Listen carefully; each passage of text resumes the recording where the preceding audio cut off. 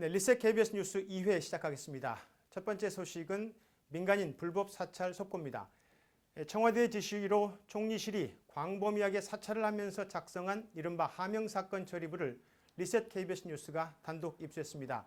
이 하명사건 처리부를 보면은 총리실의 사찰이 김종익 씨 외에도 적어도 수십 명을 대상으로 광범위하게 진행됐다는 사실을 생생하게 증언하고 있습니다. 송명훈 기자가 취재했습니다.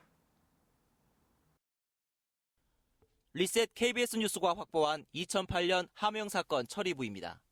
2010년 수사 당시 검찰이 압수한 자료인데 청와대가 지시한 사찰이 어떻게 진행되고 있는지를 정리한 문건으로 모두 25개의 번호가 매겨져 있습니다.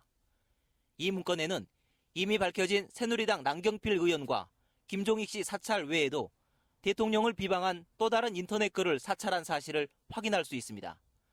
나머지 22건은 무슨 이유에서인지 검찰이 내용을 가리고 법원에 제출해 알 수 없습니다. 22건의 대상자는 청와대와 마찰을 빚은 정관계 인사나 정부 정책을 비판한 민간인일 가능성이 큽니다.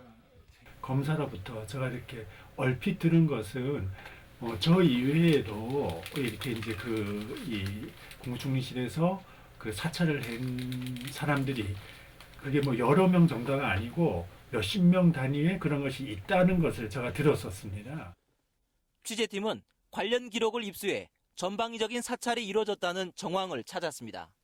사건 증거로 압수된 컴퓨터 파일 목록에서는 민간인인 강정원 당시 국민은행장에 대한 비리보고 파일이 있었고 또 당시 파업 중이던 쌍용자동차와 관련해서도 작전보고라는 이름의 파일이 존재했습니다.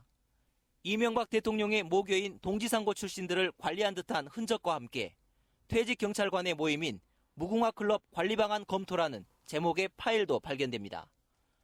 뿐만 아니라 KBS에 대해서도 3차례에 걸쳐 동향보고서를 작성했는데 2010년 언론노조 KBS 본부의 합법파업 기간에도 보고서가 만들어졌던 것으로 보입니다.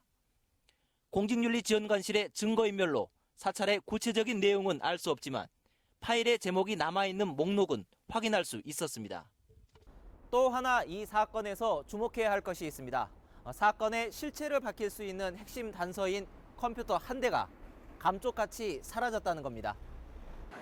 검찰의 압수수색 나흘 전인 지난 2010년 7월 5일 아침 장진수 주무관은 청와대의 지시를 받고 공직윤리지원관실 점검 1팀에 컴퓨터 파일을 삭제합니다.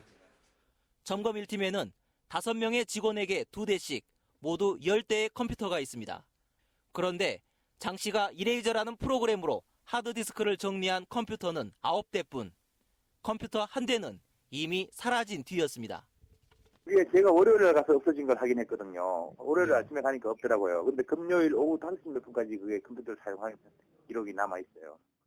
검찰은 컴퓨터 은닉 혐의로 해당 컴퓨터 사용자를 기소했지만 증거를 제시하지 못해 결국 이 부분은 무죄가 선고된 상태입니다.